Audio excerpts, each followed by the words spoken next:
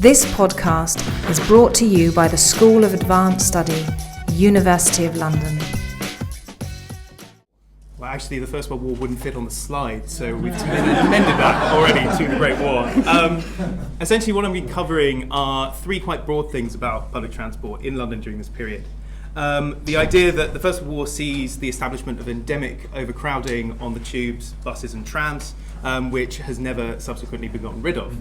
Secondly, we'll have a quick look at women workers. I know Kristina's mainly going to be examining them and their role on the transport system. And finally, have a look at broader changes in the sort of social patterns of people who are travelling and commuting in terms of social class and gender.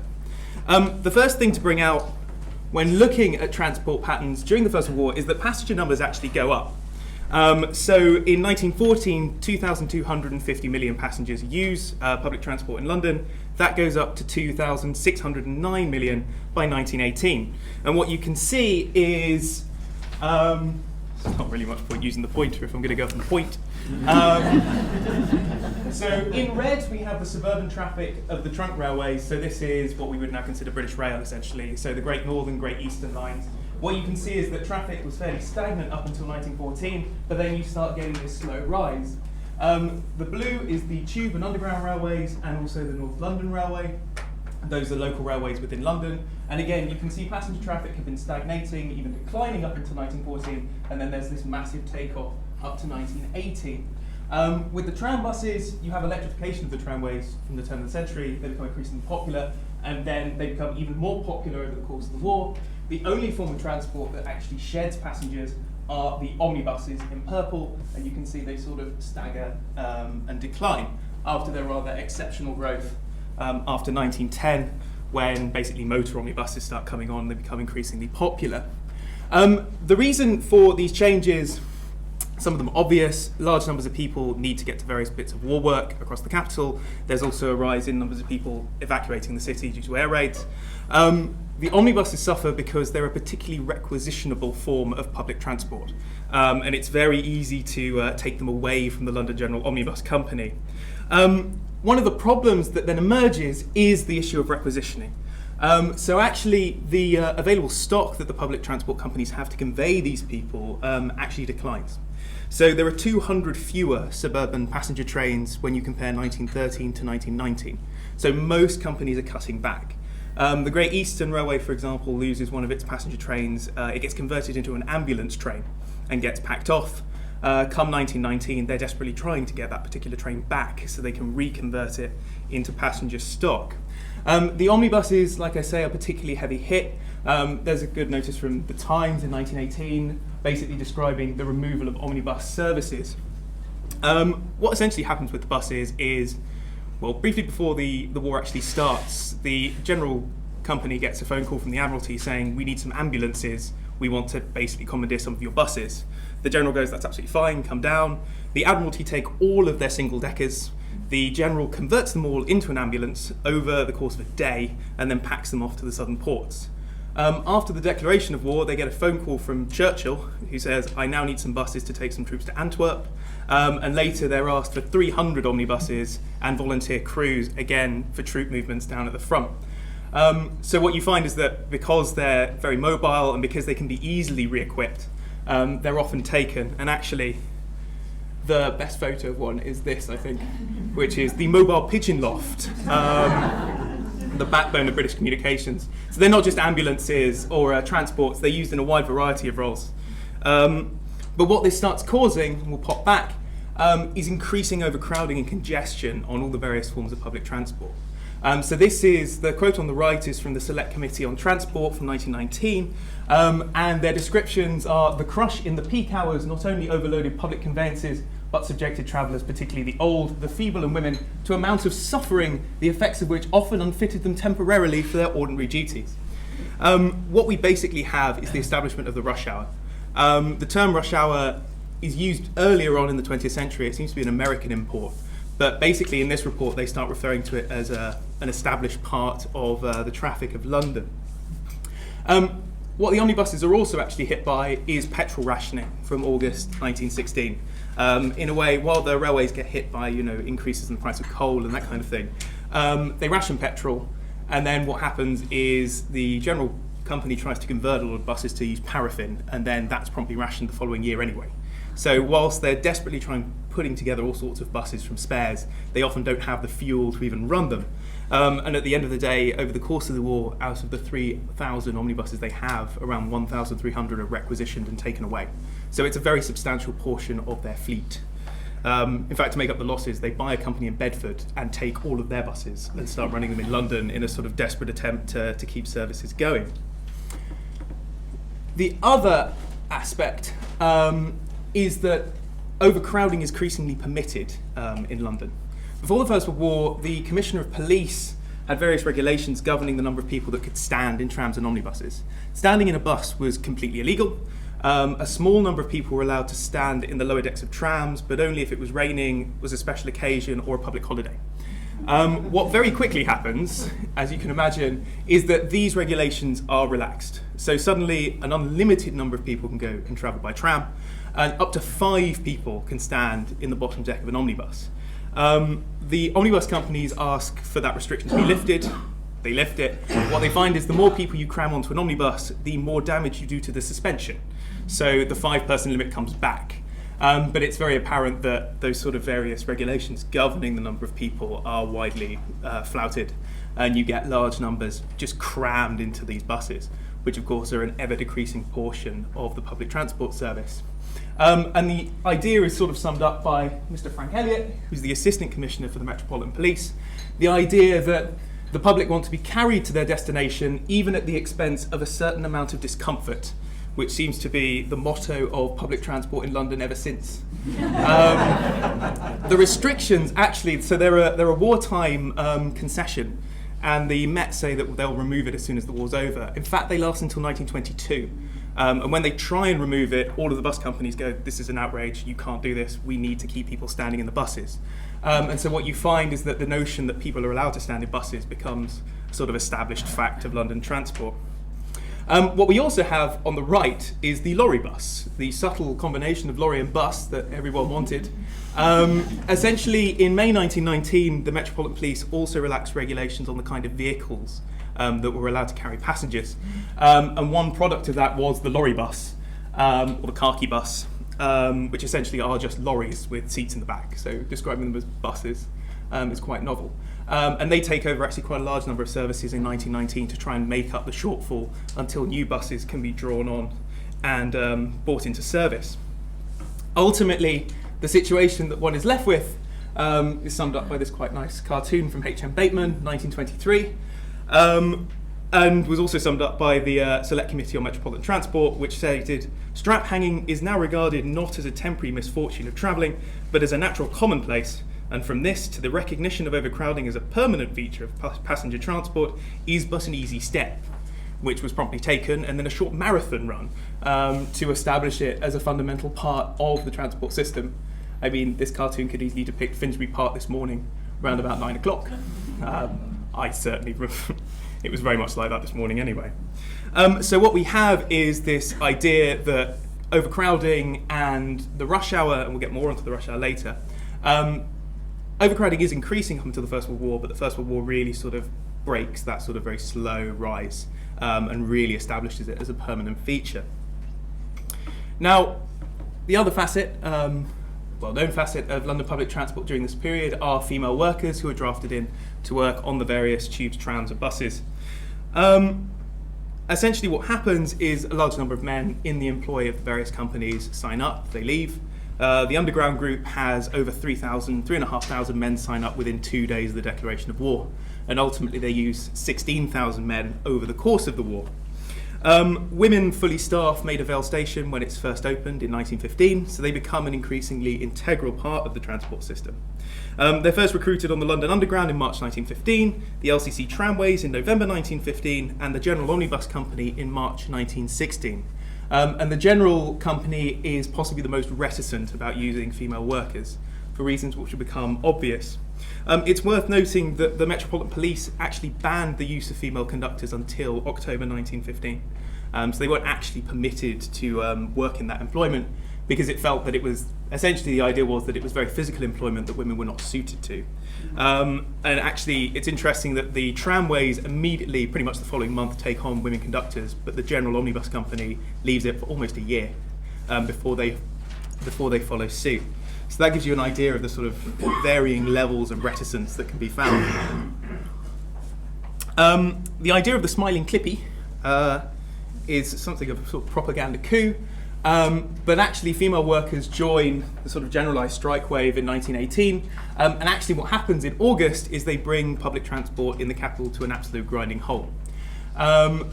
Omnibus conductors and tramway conductors go on strike.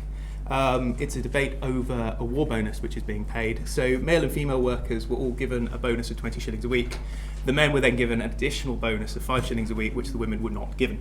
There was then essentially a Wildcat Strike, and what you find is that the male leadership of the unions are sort of caught off guard by what suddenly goes on, and there are a lot of angry scenes where female workers are basically baying for blood at various aspects of this male-led trade union movement, who say you have to stop, you have to go back to work, otherwise we'll get it in the neck from the government. The Defence of the Realm Act basically has a piece of legislation which means the government could get involved in any action which could prevent the movement of munitions workers.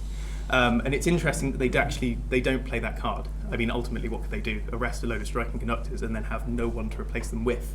And they ultimately back down, but the idea of equal pay doesn't seem to have ever been actually instituted. They get their war bonus, but it's pretty apparent that female workers never get the same wages as their male counterparts.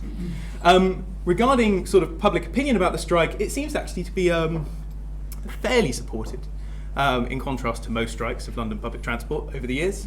And for the most part, the Times was actually quite not necessarily happy about it, but quite happy to put across the case that women workers should be at the very least given that particular war bonus. Ideas on how successful women conductoresses were obviously vary. Here are a couple of letters from the Times, which were a couple of days apart. The letter at the top is almost certainly from a bloke. The letter below is from a lady who replied to this bloke.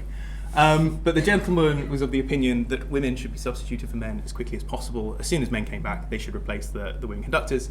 And basically you get a good idea of the sort of general stereotypical idea. Especially at night, it is little short of pitiable to see the fruitless endeavours of frail women to prevent the omnibus being literally besieged by seething masses of struggling crowds. And there were similar ideas of the rough nature of soldiers returning and basically overwhelming the conductresses. On the bottom, we equally have this letter which basically says they're much nicer than the male conductors, and I see no reason why the women omnibus conductor should not be one of the few desirable wartime institutions to remain with us in the future. Now, unfortunately, that was not to be, and a lot of this has to do with the attitude of the companies that employed them. I mean, a lot of these companies had already signed agreements saying the moment men come back, we will replace women. It's only a temporary measure. But what they tend to do is pull out these various statistics. Anyone who's studied public transport companies will know that whenever they present a statistic, it's usually quite dubious because they don't give you the numbers they use to compile that particular statistic. So you get this idea, for example, from the LCC that women are twice as late as men. I mean, actually, the statistic also suggests that 96% of women turn up on time, which I'd say is a fairly large number.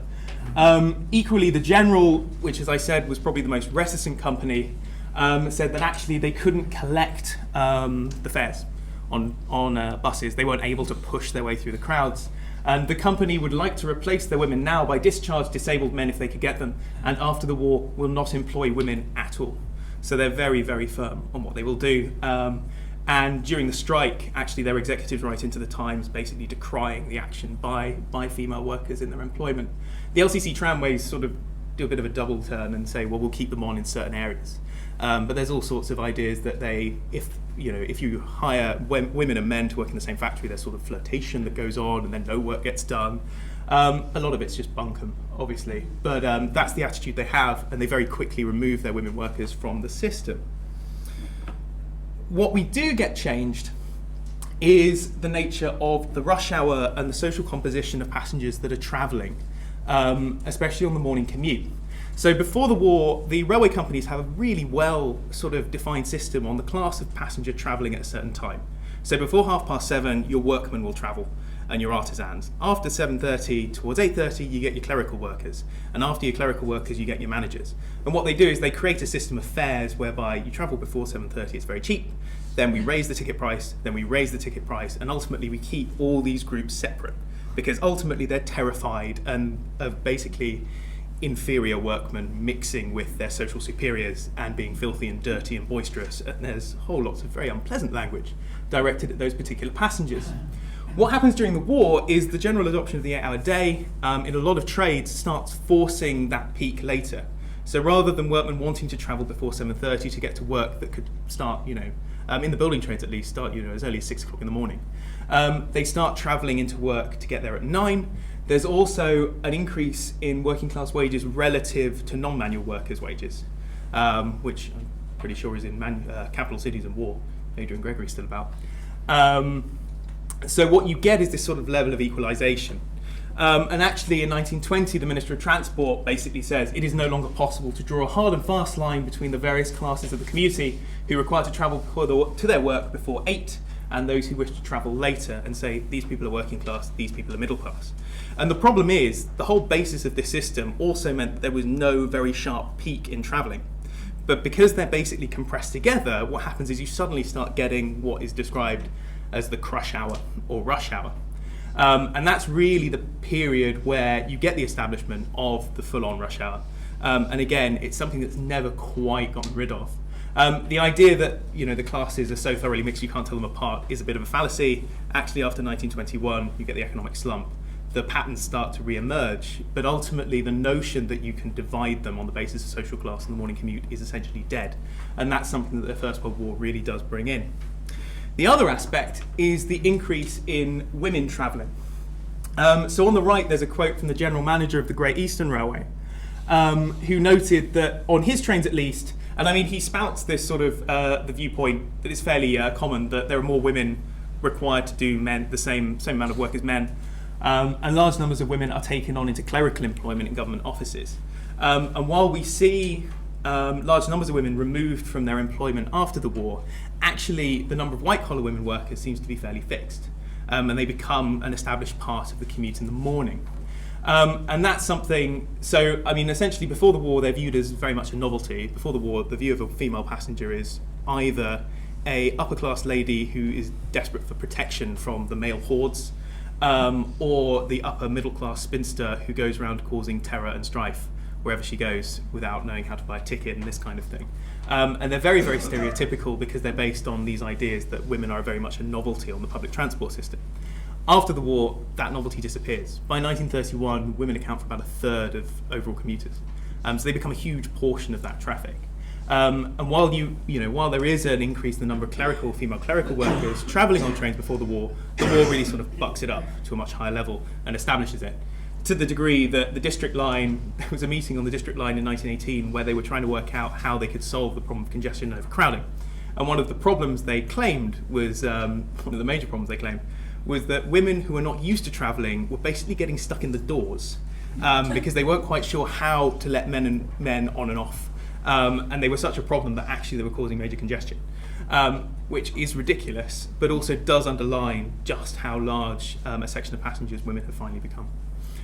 So the next time you are stuck on a bus in the armpit of a very sweaty man and it's awful, the person to blame, I fear, is the Metropolitan Police Commissioner of 1918, who removed those restrictions on the fact that we can all stand as tightly packed as possible on public transport.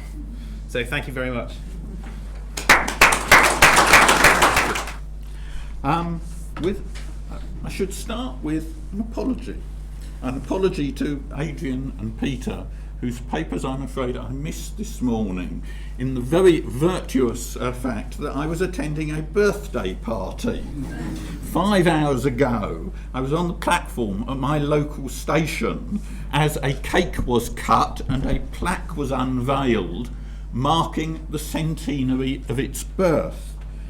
North Harrow, a halt on the Metropolitan Railway, opened to the public actually on the 22nd of March, but that's a Sunday, so we had to have it today, 7.5 months into the war. Now, North Harrow is at the modest, semi-detached end of what we think of as Metroland. a term we usually think of as originating in the 1920s. But the very first booklet with the title Metroland on the cover was produced in 1915. And although the launch of the company's associated Metropolitan Railway Country Estates Limited was delayed until early 1919, they were instantly off the mark as soon as war ended. The general manager, Robert Selby, presenting a paper on the 21st of November 1918 in which he anticipated the large demand there will be for houses as soon as the forces are demobilised. There's a lot of other evidence of the railway trying to pursue a business as normal strategy, at least during the first year of the war. They ordered new steam locomotives in February 1915. They quadrupled the track between Finchley Road and Wembley Park, again doing that in 1915. And they pressed ahead with plans to complete the rebuilding of Baker Street Station, where they were going to build a massive, at this stage, a hotel. They built the new station facade, which was only 1-2 stories high. They'd still got a lot of rubbish on either side of the facade, and there were plans to put up a massive hotel. Now, it can reasonably be claimed that most of these plans were already underway before war was declared. The site for a station at North Harrow was agreed in 1912, and a serious additional consideration was a piece of railway geopolitics, and that is that the Bakerloo line was extending to Queen's Park, where it would join up with the London North Western, and that would zoom up, and they were going to have running powers all the way through Harrow to Watford, and this threatened the area around North Harrow that was up till then the Metropolitan's preserve. In fact, that Bakerloo line also only opened to Queen's Park in 1915, and it was another 2 years before they actually started running trains through to Harrow and Wealdstone and Watford. The fact remains that tenders from local contractors to build the station at North Harrow were opened only 2 weeks before the war was declared.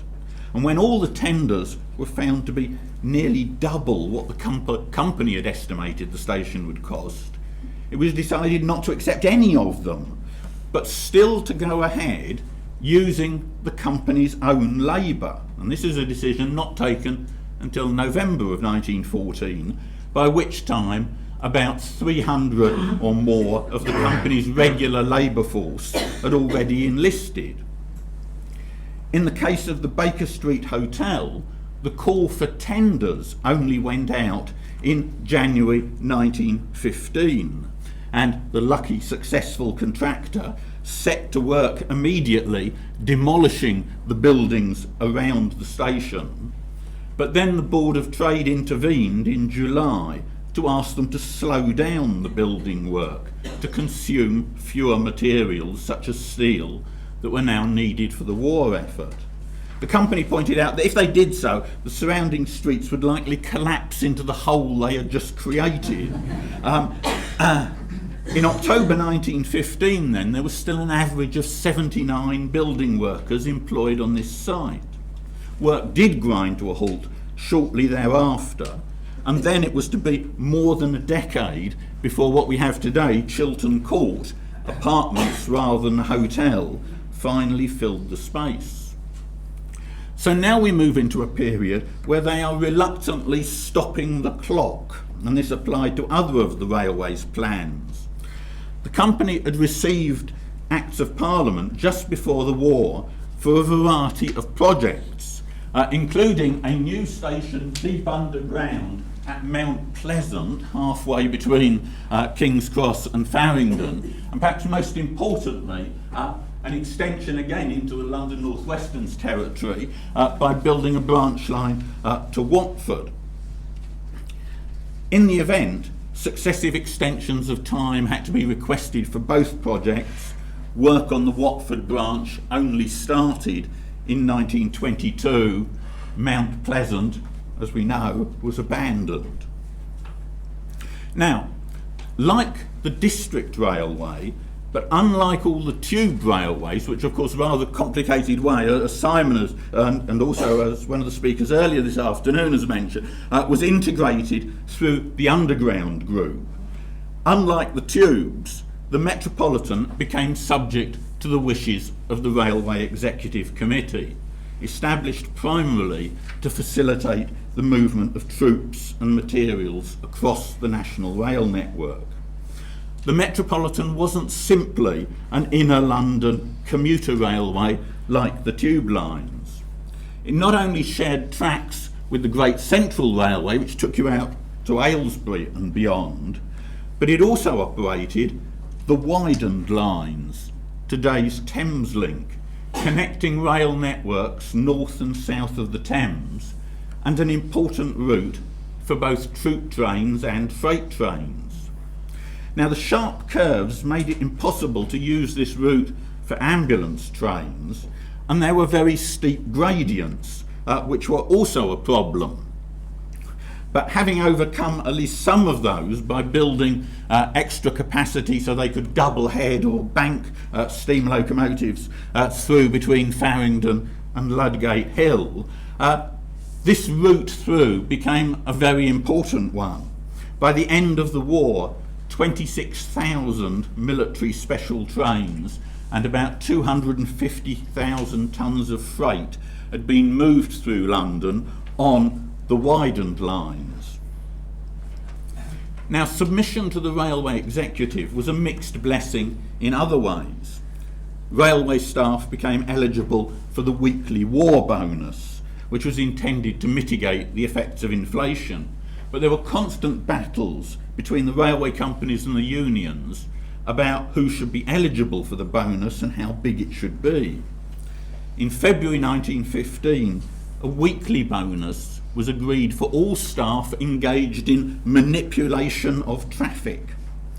The unions demanded the extension of the bonus to shopsmen, that is, people who were working in the locomotive workshops at Neasden, in Neasden Works. And then it was agreed that female staff should get a bonus, albeit a smaller one than men. As the war continued, spiralling food costs fed spiralling wages and wage demands. In 1916, the bonus was extended to the salaried staff. We heard a little bit from Simon about how the better off non-manual workers were feeling more squeezed relative to the manual workers. Well, in the railways, they managed to catch up on the Metropolitan anyway. And meanwhile, skilled workers in the Neasden Works were being attracted away from the railway by higher wages in munition factories and even in the works of rival railway companies. So they weren't just fighting a war, they were fighting against other railway companies, other employers. Initially, there'd been anxiety that war would lead to a reduction in passenger traffic, and in fact in the first 6 weeks of war, receipts from passengers declined by 11%. But thereafter, again as we've already heard, traffic returned and steadily increased. Comparing the first 3 months of 1913 and the first 3 months of 1919, the Metropolitan carried 47% more passengers. And yet this was, again, this is a kind of special case of what we've just heard, despite the fact of there being fewer trains, though nothing like as few as the government would have liked. Some services were reduced in 1917, but much more seriously, in April 1918, the Railway Executive Committee requested that steam train mileage should be no higher than 60% of what it had been in 1913, and that coal consumption attributed to the generation of power for electric trains should be reduced by 15%. The Metropolitan actually managed a paltry 10% cut on its steam train services, but it was able to save 12% of its power consumption for its electric trains. Passengers may have increased in numbers, but they spent less on associated services. So W.H. Smiths complained that they needed a rent reduction on their bookstores. much more critically, Spears and Pond, who ran refreshment rooms on nearly all the central London stations, complained that in view of the restrictions under which licensed premises are carried on at the present time and the high prices of all foodstuffs, they were incurring heavy losses and looked to the Metropolitan to reduce the rents that they paid. The Metropolitan's famous Pullman car service between the city and Aylesbury also suffered a loss of patronage, but it did continue to run right through the war.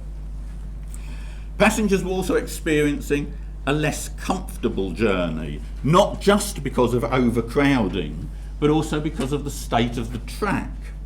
There were acute problems in sourcing steel rails. And at one point, the district and the Metropolitan went shopping in the United States in the hope of finding an American steel manufacturer who could meet their needs.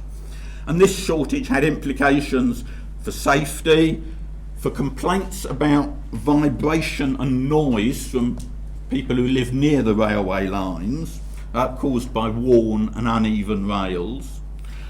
It was a less comfortable ride for passengers, and it created more wear and tear on the locomotive and carriage wheels, so it was a potential cost there.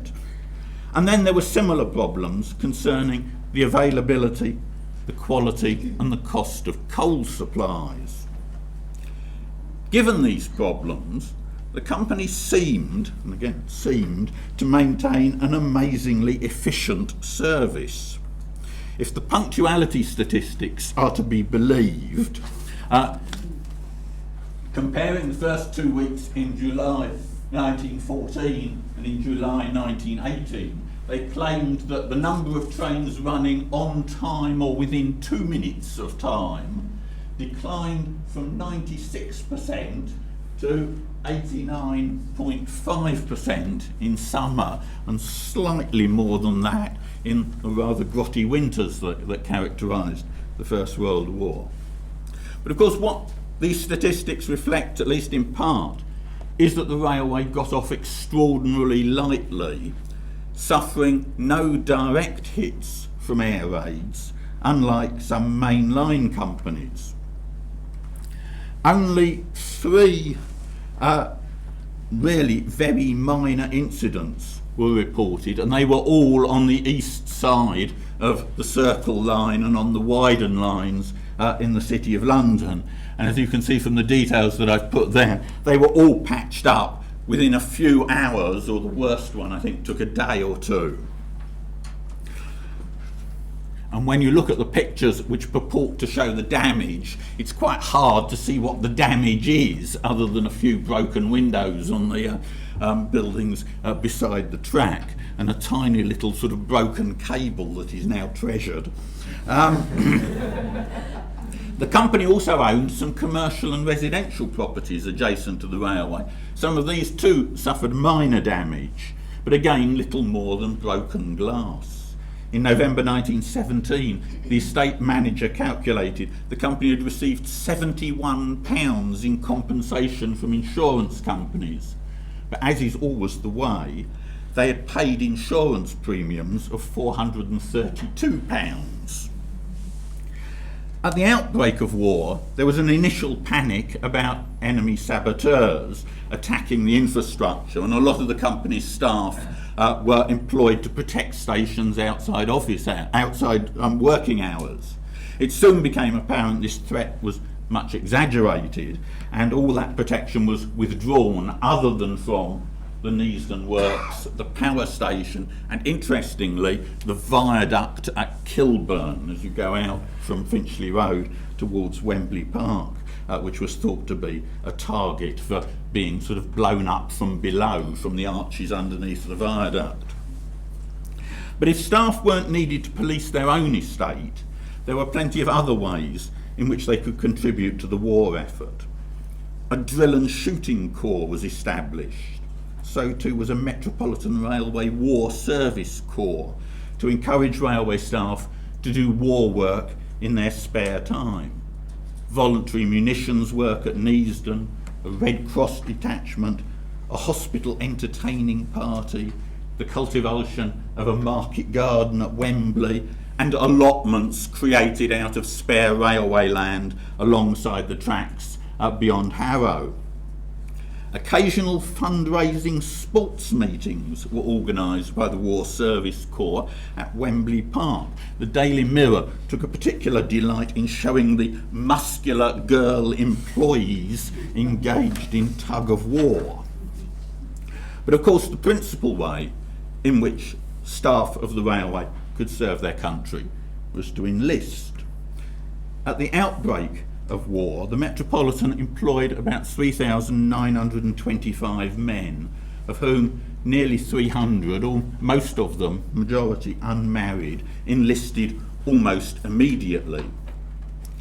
A circular from the General Manager, that you probably can't read, early in April 1915, noted that considerable pressure was being brought to bear by the War Office to release more men for enlistment.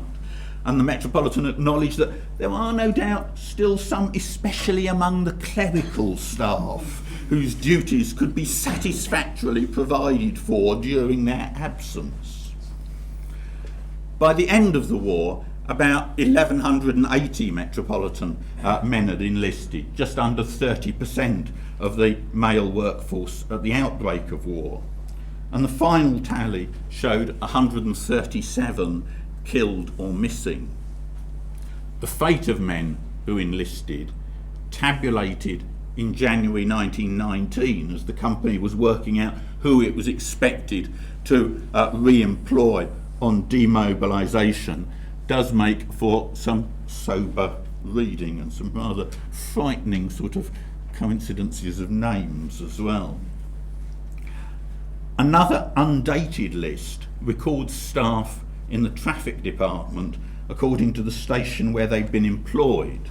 And what it shows is that most of the people who served were porters or clerks or ticket collectors or ticket examiners, all the kinds of jobs which of course it was then thought that women could be employed to do. We've already heard, and I think we're going to hear some more about women, so I don't want to say very much here. But initially, only women single and 16 to 25 were taken on. What mainly seemed to concern the board was that they needed to build more female lavatories to accommodate them. But by November 1916, attitudes to the employment of married women were changing, and the company was actively soliciting the wives and female relatives of railwaymen who had already enlisted. And women were now employed as guards and conductors and travelling inspectors, and you've already seen this picture, as bill posters. By the end of 1917, there were over 500 women on the Metropolitan staff. Now, although air raids caused very little damage to the infrastructure or the trains of the Metropolitan, of course the fear of air raids did provoke regulations to govern safe operation. When the first Zeppelin raids occurred, passengers were requested to draw the blinds over carriage windows when the train was in the open. The problem with that was that when a train stopped in a station, intending passengers couldn't see which compartments were empty and which were already full. So they had to go all the way along the train, opening all the doors, looking to see if there was any room inside, which of course delayed the departure of the train even longer. Concerns that electric trains particularly caused flashing, sparking when they were running at speed, prompted a directive that they should slow down. I'm going to have to speed up though. That they should slow down when they were in the open country, and actually they should coast through the points and junctions. When air raids became common again in the autumn of 1917, the Metropolitan resolved to use its tunnels to protect trains. Again, I'll leave that for you to read for yourself, but it's basically, we'll hide the trains in the section of line along the northern side of the circle through Euston Square and Great Portland Street. Of course, hiding in tunnels was just what the civilian population favoured. But many of the Metropolitan stations were in the open air, and even the stations that were in tunnels, like Euston Square, aren't very far underneath the ground compared to a deep level tube. Nevertheless, we're told that some metropolitan and district stations and trains were much appreciated by juveniles or mothers of families belonging to the East End, who favoured keeping moving. The old story, you go round and round the circle line all the time, partaking en route of the refreshments that you have brought with you, rather than simply standing on narrow station platforms for a couple of hours. One alternative to sheltering on the underground was to move one's family and residents to a safer location and to rely on the train for a longer distance commute to work. But this contradicted the government's desire to curb unnecessary travel. In January 1917, to deter travel, the Railway Executive Committee ordered an increase of 50% in all fares to destinations outside inner London, which is defined in the case of the Metropolitan as everywhere beyond Kilburn. But the fare increases proved no deterrent to travel, merely a shift from passengers buying day tickets to buying season tickets, the costs of which weren't raised. It proved to be cheaper to have a season ticket, even if you only went to work about 3 times a week. So on the Metropolitan, and I think on railways generally, there was a massive increase in season ticket sales during 1917. And this was exacerbated with the increasing tempo of bombing raids in the second half of the year. In the press, the consequent overcrowding on trains, particularly on other lines to Brighton and to Windsor, was blamed on people of alien origin. But an additional cause of overcrowding was the sale of additional season tickets to wives and children of male season ticket holders. They got even more preferential rates. And then, of course, they were using their tickets for unnecessary travel. New regulations were announced in May 1918, abolishing these reduced rate season tickets. The Times thought that it would diminish the stream of idle women who enter London daily to stare at the shops and waste their time.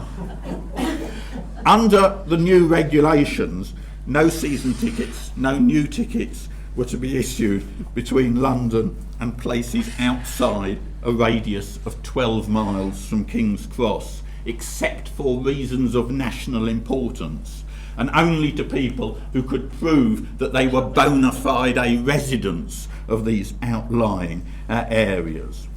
Prices were also to be raised, and a new inquisition form had to be completed by all applicants for season tickets, which was then submitted to a committee for vetting. By the 3rd of September 1918, 622 season ticket applications had been submitted to the Metropolitan, and astonishingly, only 68 were granted. 28 were granted following special appeals. 526 were refused, though we don't know why. Of course, these regulations didn't last long, but I think the debates surrounding commuting and suburbanisation neatly encapsulate many of the dilemmas of trying to run a railway in London during wartime, particularly the tension between business as normal and acknowledging the priorities of government in winning the war. It went against the grain for a railway company to have to discourage travel, and it was difficult to do so without raising fares so substantially as to provoke civil unrest. And yet even travel for legitimate purposes was increasing as more people crowded into the London region where war work was concentrated. And there was also this dilemma that the most skilled employees whom the railway wished to retain were also the people who were of most use to the armed services as craftsmen and engineers and miners and so forth. And in all of this, the Metropolitan was a unique hybrid. It wasn't simply a railway company even. It was a critical agency in the transformation of the metropolis. Thank you. So back to the title. Okay, between home and front, women war workers in the streets and railway stations on London. In the first months of 1915, Londoners were treated to a new wartime spectacle as columns of women in khaki military uniform began to perform route marches in the capital. The first event took place in early January when about 120 uniformed women marched from their Marylebone headquarters to Hampstead Heath. Soon the female units went on longer excursions across the city from Marylebone to Camberwell and back, crossing Green Park and marching past Buckingham Palace. By early April, the marches became fortnightly events, accompanied by drums and occasionally combined with inspections of the female troops by their colonel on horseback. The spectacles caused great sensation among both the public and the press. At least 14 newspapers published illustrated reports about the London marches and commented on the great interest and endless curiosity of the public attracted by the procession. The main question on everyone's mind concerned the identity and aims of the female units. Press reports explained that the route marches formed part of the training of the Women's Volunteer Reserve, whose members hoped to act as ambulance drivers, dispatch riders and signallers in a potential invasion to assist British troops. This explanation failed to satisfy some of the readers, especially as popular invasion fears were fading away by the spring. By midsummer, a public debate had developed between critics who accused the women volunteers of frivolously and ostentatiously aping the soldiers, and supporters who defended the women's patriotic intentions, rigorous training and efficiency. Now, the historical significance of these parades and the debates which they generated lies in their ability to illuminate a key chapter in wartime British history, namely the collective and strategic use of public urban places by women who were seeking new forms of war participation and employment. Women's wide-ranging contribution to the war effort is perhaps the most commonly discussed development in the social history of the war. We have numerous studies which commented on the feminization of wartime cities due to the high visibility of uniformed female workers in public areas, and Simon and my other colleague has already mentioned some of them. Uniformed female workers in public areas, including delivery girls, window cleaners, drivers, policewomen, postwomen in the streets, porters, ticket collectors, ambulance and canteen workers at railway stations, and also conductors and train guards at public transport. What has not been explained adequately is how women actually gained access to these jobs. Studies have argued that it was the increasing labor shortage caused by the mass expansion of the army which enabled women to take over jobs from enlisted men. However, the chronology of women's wartime work reveals a gap between growing shortages of labor from the autumn of 1914 and women's large-scale employment in male trades from the second half of 1915. This delay was due largely to opposition to women's work in these jobs from male workers and public opinion. Both parties fought women's employment in male trades, the former by threatening strikes, the latter by harsh criticism, as for example aping the soldiers, or policemen were actually kind of shouted at in the street that they're walking the streets in a way no decent women should. The idea was that basically the exigencies of weather, the arduous nature of these jobs, and most importantly the proximity of male workers and the public would actually undermine women's health, femininity, and most importantly their morality. So these basically working outside was indecent and unfeminine for women. So the question I'm asking is, or the question I'm raising is how women overcame opposition to their work in outdoor public sites, and what role did London, which employed the largest number of female war workers, played in this process. Now, my papers suggest one answer to this question, focusing on a handful of newly established women's war organizations, whose primary aim was to open up previously closed male occupations for women and carve out new forms of war participation. What linked these organizations is that they were all created by pre-war suffrage activists, who besides their shared ambition to advance women's employment also shared common strategies to achieve their goals. Before the war, these suffragists had campaigned for women's enfranchisement through organized collective action, including staging large-scale public performances such as marches and pageants, which presented new, modern female identities and roles. Through these events, which they publicized widely in the press, they sought to shift traditional definitions of femininity, which had dominated public opinion and justified excluding women from political participation. I will argue that during the war, as leaders of these new women's war organizations, former suffrage campaigners used similar strategies to shift public opposition to women's entry into male jobs, and by performing these carefully planned and well-publicized training and work activities such as these marches in militarized public locations, they constructed a new female identity, the able-bodied and trained woman war worker whose patriotic work was legitimate and important for the war effort. Now, before I start about the war, I just want to say a few things about the spatial organization of gendered work in pre-war Britain. What's important to realize is that during the early stages of the Industrial Revolution, when male workers are basically trying to protect their wages and their jobs from women workers, they claim the better paid jobs, which they define as male work, and actually relegate women to the lower status and lower kind of paid jobs as women's work. Now, this rigid sexual kind of division of labor actually becomes spatialized because it's justified by the separate spheres ideology. And what you have is a very kind of rigid kind of spatial kind of segregation of gendered work. In fact, what I found was very surprising. By the late 19th century, the gender attribution of work is actually depending on where that work is performed rather than on the actual nature of the work that is performed. And basically, based on the public-private division, women were supposed to work at home or in familiar kind of domesticated environments with other women and other children, preferably inside, whereas men were supposed to work at outside kind of public areas, taming nature, creating new buildings, fighting, the enemy of Britain. So this, according to this spatial kind of segregation of gendered work, obviously working in streets or working at railway stations is actually inappropriate, unhealthy, and possibly a very immoral thing for women to do.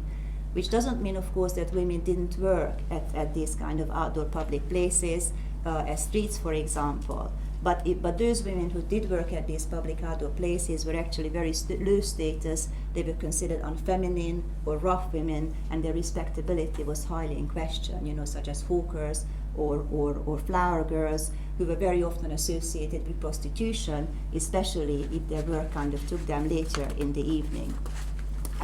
The other important thing to kind of discuss here is how women moved in streets and railway stations in late 19th, early 20th century London. Now, even if they were not working, these areas were actually considered dangerous for women to navigate alone. These were actually kind of highly liminal kind of areas which were both opportunities for adventure, but also kind of considered very dangerous sexually, criminally for women to pass on their own. So they were very highly kind of liminal areas, and they were very highly regulated. If women actually had to pass either railway stations or streets for legitimate purposes because they went shopping or possibly on holiday with their families, their mobility was very highly restricted and regulated. For example, in a street, you were not supposed to stop. Even flower girls constantly have to move. Social interaction with other people was limited. Dress was very important. You better wear hat and gloves so that you look respectable and don't get confused and arrested as a prostitute, by a policeman. So interaction, dress, times are very, very important. How women's kind of mobility was regulated in these areas. Now, with the advent of war, what actually changes about the street and about railway stations is that with the militarization of the public sphere, it's actually recast the liminal nature of metropolitan streets and railway stations. Previously, these transitional areas where you could actually shed and develop new identities. These identities were very much civilian identities. You can develop a new identity as a worker, for example, as a traveler, as a holiday maker. But now, with the militarization of the public sphere, these identities which are kind of created and developed at these liminal kind of locations will be military identities. Streets and railway stations are the areas where soldiers are passing through, and they're basically going through the stages of becoming soldiers from civilians. If we think about, for example, in before 1914 military sites in London, they were actually limited to very few neighborhoods of barracks, especially in Westminster, Whitehall and Chelsea. After the declaration of the war, however, large areas of the capital become militarized and recruiting and training zones for the expanding army. Besides the designated recruiting offices, there are temporary recruiting stores which are going up all over town. And because of the shortage of barrack accommodation, parks, our alleyways and streets are actually used as training areas for the recruits, as you can see on this image and the next one. Streets also become the areas where soldiers are regularly marching, going from their barracks to the railway station, or there are actually specific kind of military parades, such as the Lord Mayor's Show in London. These activities basically create new boundaries on these kind of liminal areas such as railway stations and streets, and new regulations. For example, when soldiers are passing, the marching zone in the public roads actually becomes a military area, which is forbidden for civilians. It's a military offense to break into a kind of column of marching soldiers. And also the edge of railway platforms. As you can see, it becomes an other liminal area where civilians can no longer follow the soldiers onto the troop trains, even with platform tickets. And these liminal, new liminal areas are very close, very kind of clearly marked on visual illustrations. Women, of course, are excluded from these zones, from marching zones and from the troop trains, and they can only kind of watch the soldiers from the sidelines or for the platforms.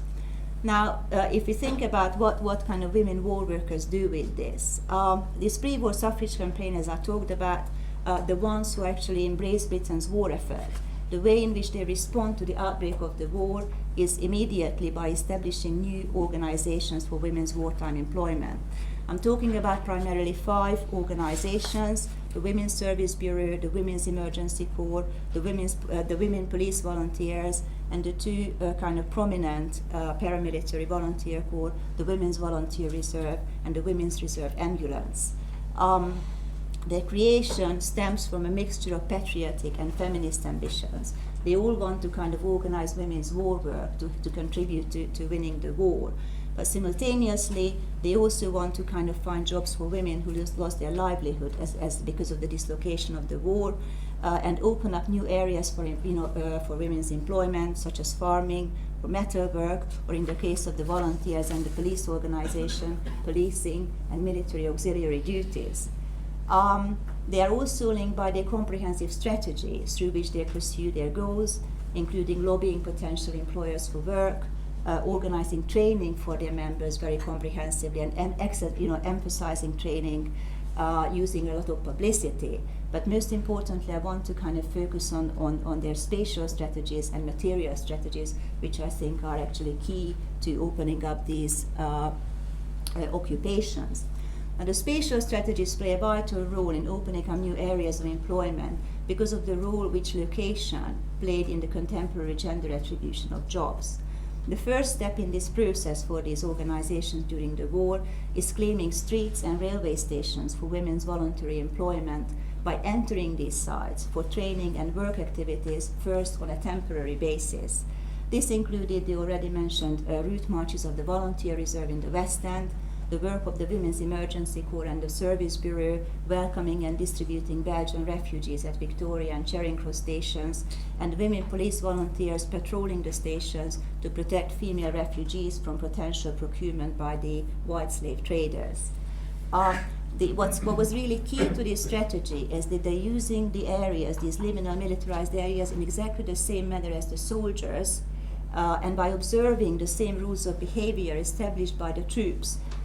They could benefit from the same meanings of these liminal areas as transitions, transformations towards patriotic war service, and also legitimize their presence at these locations.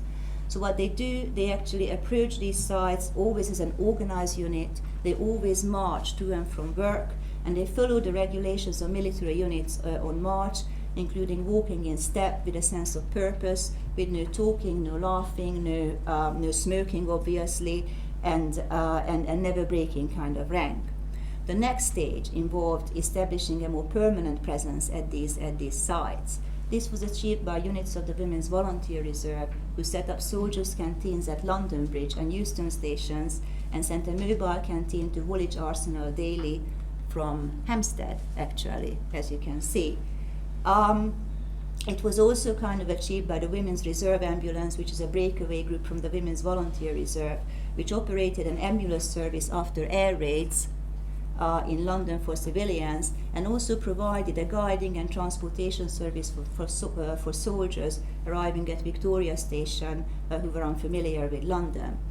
What's important to realize is all these training and work activities are actually very, very carefully orchestrated and planned and staged kind of performances, which are also kind of publicized through the press. The press is always given actually notice. You know, there's a reason why these photographs are so good of the marching columns. There's a photographer actually standing right there taking the photograph. So these are actually very, very carefully created performances for the benefit of the public, potential employers, and new recruits. And the aims, as Frances Balfour, one of the constitutional suffragists, explained in an article about the volunteer reserve route marches, was advertising the readiness of hundreds of able-bodied, healthy women, disciplined and trained to be of use to the country.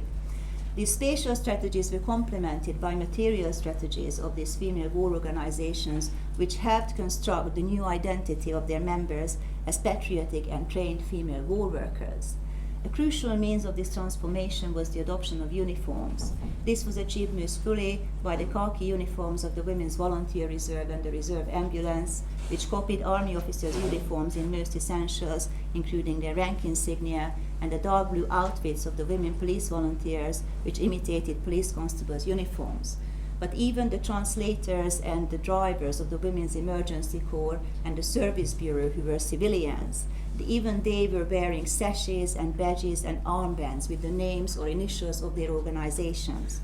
Now, what these uniforms actually did for the women's workers, first of all, they signified their patriotic intentions, associated them with the war effort, but more importantly, they endowed them with public authority, which protected them from any kind of accusations of inappropriate or indecent behavior in public areas frequented by soldiers. It's instructive to contrast the gradual public acceptance of these uniformed war workers with the widespread popular condemnation of flag diggers, for example, who were kind of raising money, selling various flags in the town, in the streets, or the White Feather Brigade. Both these groups were wearing civilian clothes, and I think this, and obviously this and the lack of any kind of organized affiliation possibly further exposed them to accusations of frivolity and lack of modesty. Complementing their uniforms were women war workers' specific tools of trade, which contributed to the establishment of their new professional wartime identities. Drums used on parades, lists of boarding houses and hostels to help Belgian refugees, stretchers, ambulances, and canteen carts used for work were always very prominently displayed and marked on photographs and other representations and mentioned specifically in press articles. This strategy was also used at the famous Women's Right to Serve procession in July 1915, which was organized by Christopher and Emmeline Pankhurst, but actually commissioned and paid for by Lord George to help basically open up munitions work for women to deal with the opposition of the public and the male unions. And they are not very well known. Everybody focuses on the Pankhurst, but I think a much more interesting part of the procession is these munitions workers, uniform munitions workers, who have a kind of mock-up workshop and are actually filling shells. And in a consecutive kind of procession a year later, the similar munitions workers actually carrying tools of their trade and carrying actually shell cases, again to publicize their new identity and publicize their work, their new kind of war work for the public. To kind of assess, this strategy, it actually, broadly speaking, was very successful. The route marches of the Women's Volunteer Reserve actually caught the eyes of army recruiting sergeants who struggled by the spring of 1915 to increase enlistment rates, and are looking for new methods of recruitment. They like these women marching in military uniforms because they think that they're going to shame the shirkers and the slackers, and so they approach some of the London units of the Women's Volunteer Reserve and ask them if they would be willing either to lead a route march or actually join the army route march, which of course the women jump at because it's a wonderful opportunity for them.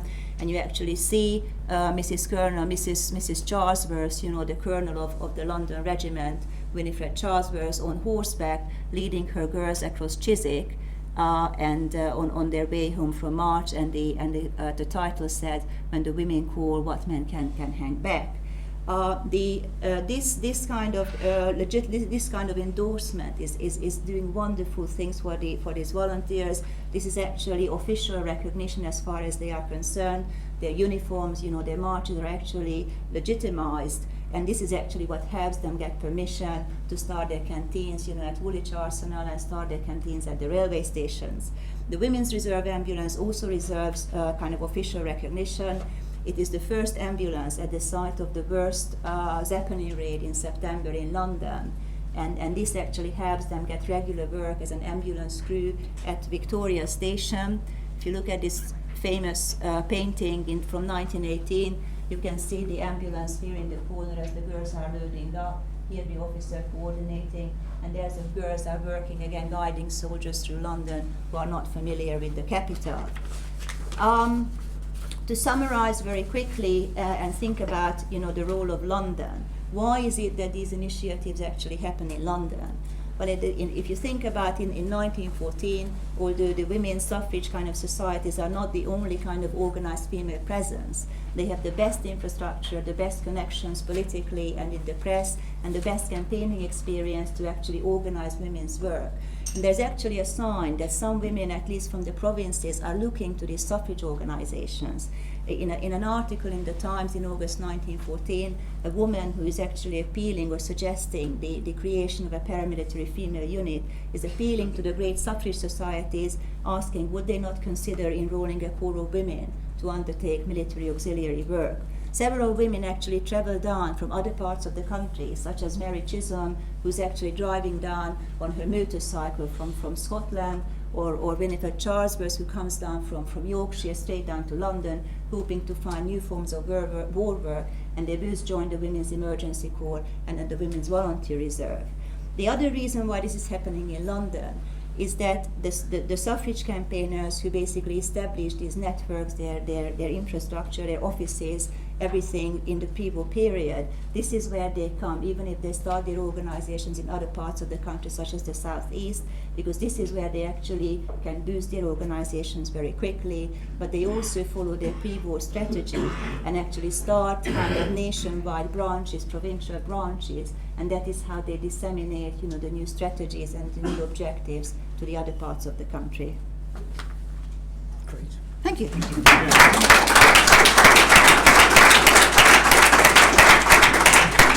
there any time? Yes, perfect. Do you want to say something about Yeah, that? just what I also just very quickly wanted, just a couple of more pictures, that what you actually see is that both the civilian war workers that I showed earlier in the presentation, the transport workers, etc., and in the second half of the war, the organized women's kind of war organizations, such as the Women's Army Auxiliary Corps, the Women's Royal Air Force, and the Land Army, they actually kind of follow the same strategies to establish their kind of new wartime identities and roles.